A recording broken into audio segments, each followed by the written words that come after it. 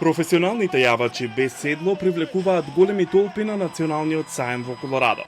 Но во соседната помала арена има поинаква конкуренција.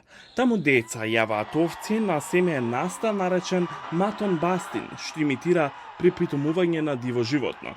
Мили Мичел става кацега и маска за лице.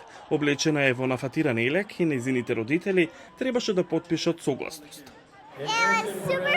Беше супер забавно. Висев на страна и паднав, а потоа некој ме крена и бев добра.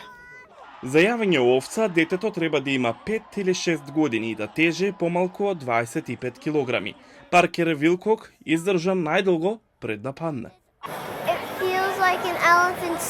Се чувствува како кожа на слон, но е малку помека и исто е како да јавате голем слон, но не е слон, јавате возрастна овца.